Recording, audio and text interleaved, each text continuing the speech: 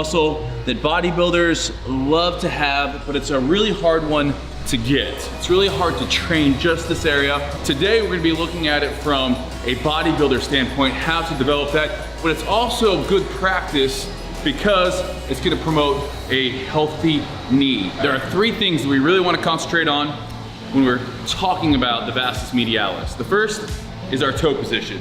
So our toe position is gonna come into play whether it's a squat or leg press or leg extension.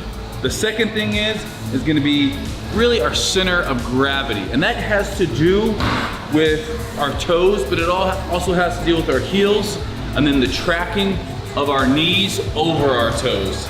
The last thing we're gonna talk about is overloading the muscle at the bottom of the movement. So you're gonna see a lot of deep squatting along with 1 1/4 movements because that is where we're really overloading and we're activating the most VMO. So a lot of people out there, you know, they're really careful when they do squats. They want big numbers, so they really concentrate on hitting 90 degrees. If you want to develop glutes, and obviously we want to do that as well, but when we start talking about the VMO, we're gonna get deep. We're gonna get nice and low on things. That should be one thing right away we look at doing.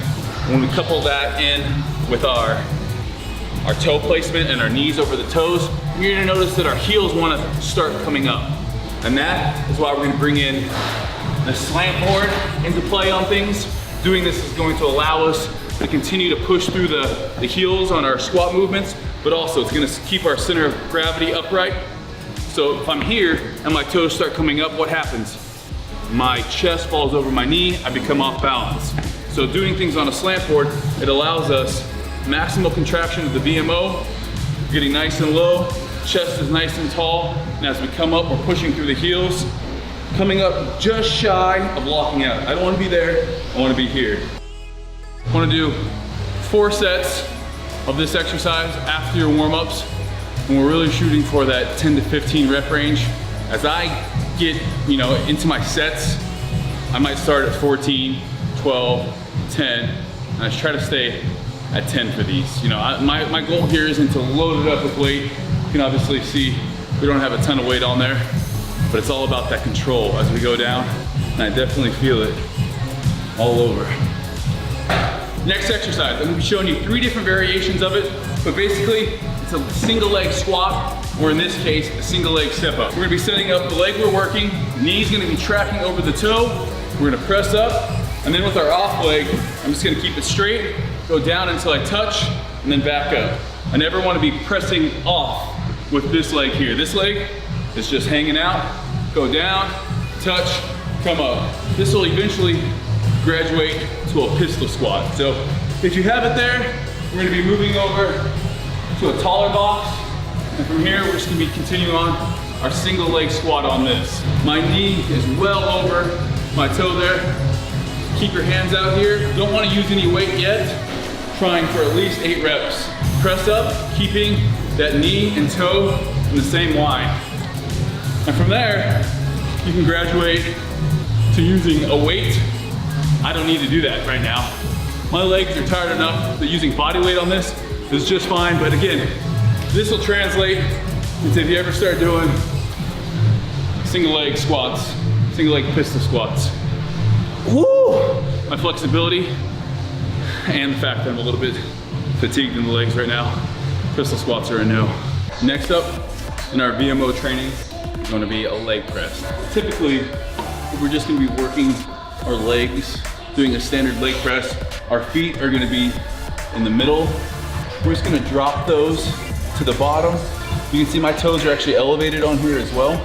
Nice and slow, down all the way, up a quarter, back down, all the way up. We got 4 sets, shooting for 8 reps of 1 1/4. So it's a lot of time under tension, a lot of maximizing the load at the bottom of the movement.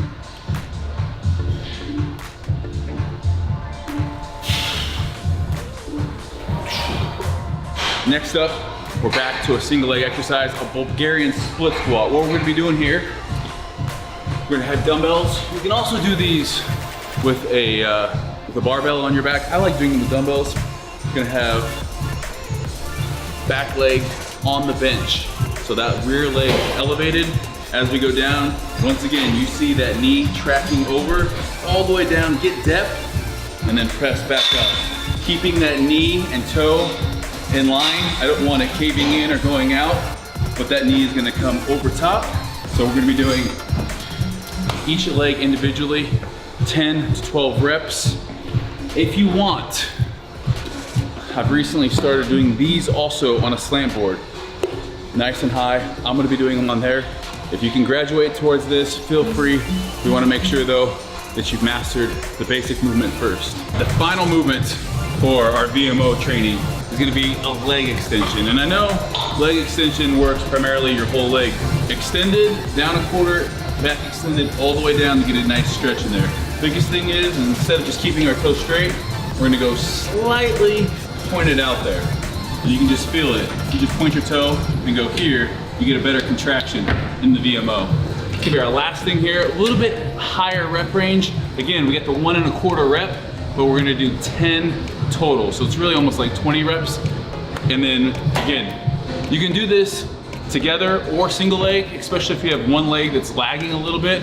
I'd recommend doing an isolation and really focusing on doing the same number of sets and reps on each leg, but only going as heavy as that smaller or weaker leg or less defined leg you know, can handle. And that leg might be less defined for genetic reasons, or let's pretend that you're always looking at one leg. I tend to do that with my arms. I always tend to look in the mirror at my left arm.